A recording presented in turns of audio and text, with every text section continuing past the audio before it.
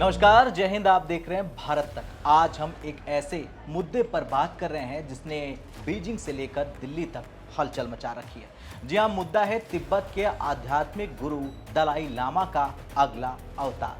दरअसल चीन ने एक बार फिर गीदड़ फपकी दे दी है। चीनी दूतावास की प्रवक्ता हैं यू जिंग, जिन्होंने साफ शब्दों में भारत को चेतावनी दे डाली है कि वो दलाई लामा के पुनर्जन्म की प्रक्रिया में हस्तक्षेप बिल्कुल न करे। चीन का साफ कहना है कि ये उनका आंतरिक मामला है। लेकिन दोस्तों, सवाल तो ये है कि आखिर जिस देश की सरकार नास्तिकता में विश्वास रखती है, वो एक आध्यात्मिक अवतार के लिए इतना बेचैन क्यों है। इतना नहीं, एक सवाल और भी है कि आखिर क्यों चीन दलाई लामा के आने से पहले ही डरा हुआ है। देखिए, आज के इस वीडियो में हम इसी गुत्थी को सुलझाएंगे। दरअसल चीनी प्रवक्ता यू जिंग ने सोशल मीडिया पर लिखा कि दलाई लामा का पुनर्जन्म पूरी तरह चीन का आंतरिक मामला है। उन्होंने केंद्रीय तिब्बती प्रशासन यानी कि तिब्बत की निर्वासित सरकार को अवैध बताया और कहा कि भारत को तिब्बत की आज़ादी की वकालत करने वालों को मंच नहीं देना चाहिए। लेकिन चीन की इस बौखलाहट की टाइमिंग बहुत महत्वपूर्ण है। देखिए, हाल ही में भारत के अल्पसंख्यक मामलों के मंत्री किरण रिजिजू ने खुलकर कहा कि जो लोग दलाई लामा को मानते हैं, उनका ये मानना है कि पुनर्जन्म का फैसला दलाई लामा की इच्छा और परंपरा के अनुसार होना चाहिए। अब भारत का ये कड़ा रुख ही चीन की परेशानी की सबसे बड़ी वजह बन चुका है। अब सवाल आता है कि चीन दलाई लामा को खुद क्यों नहीं चुनना चाहता है। देखिए, इसके पीछे के 3 बड़े कारण हैं। पहला कारण है पूर्ण नियंत्रण। चीन चाहता है कि अगला दलाई लामा उनकी कम्युनिस्ट पार्टी यानी सीसीपी की कठपुतली हो। अगर दलाई लामा चीन का होगा तो तिब्बत और दुनिया भर के बौद्ध समुदाय पर बीजिंग का कब्जा पक्का हो जाएगा।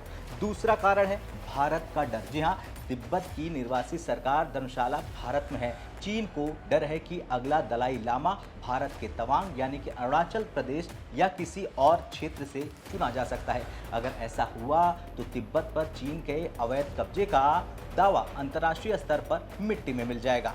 तीसरा कारण है कानून का बहाना। चीन गोल्डन अर्न यानी कि सोने की कलश वाली एक पुरानी पत्ती का हवाला देता है और कहता है कि उनकी मंजूरी अनिवार्य है, जबकि 14वें दलाई लामा ने साफ कर दिया है कि उनका पुनर्जन्म किसी स्वतंत्र देश में होगा, न कि चीनी कब्जे वाले तिब्बत में। अब आपने कारण समझ लिया, लेकिन अब चलिए जान लीजिए कैसे चुना जाता है दलाई लामा। देखिए दोस्तों, ये प्रक्रिया जितनी रहस्यमयी होती है उतनी ही पवित्र भी होती है। दरअसल तिब्बती बौद्ध धर्म में ये कोई चुनाव नहीं है, बल्कि एक आध्यात्मिक खोज है। वर्तमान दलाई लामा अपनी मृत्यु से पहले कुछ संकेत छोड़ जाते हैं, जैसे कोई कविता या पत्र जो उनके अगले जन्म की दिशा बताते हैं। वरिष्ठ भिक्षु तिब्बत की लुहमा लात्सो पवित्र झील पर जाकर ध्यान लगाते हैं। कहते हैं कि झील के पानी में उन्हें उन रास्तों या घरों के दृश्य दिखाई देते हैं जहां बच्चे का जन्म हुआ है। भिक्षु भेष बदलकर उन जगहों पर जाते हैं और ऐसे बच्चों की तलाश करते हैं जिनमें अद्भुत लक्षण हो। फिर आता है अंतिम परीक्षा। दरअसल ये सबसे महत्वपूर्ण हिस्सा है दोस्तों। बच्चे के सामने कई वस्तुएं रखी जाती है, कुछ पिछले दलाई लामा को असली चीजें जैसे कि चश्मा, माला और कुछ उनकी नकल। अगर बच्चा बिना गलती के अपने पिछले जन्म की चीज़ों को पहचान लेता है तो उसे अवतार मान लिया जाता है। अब आप खुद सोचिए, क्या कोई कम्युनिस्ट सरकार अपनी बंदूकों और कानूनों के दम पर इस आध्यात्मिक प्रक्रिया को कंट्रोल कर सकती है? अब भारत आधिकारिक तौर पर तो वन चाइना नीति का सम्मान करता है, लेकिन जब मामला दलाई लामा का होता है तो दलाई लामा भारत के सर्वसम्मानित अतिथि हैं। अगर अगला दलाई लामा भारत की धरती से चुन लिया जाता है तो ये चीन के लिए सबसे बड़ा रणनीतिक झटका होगा।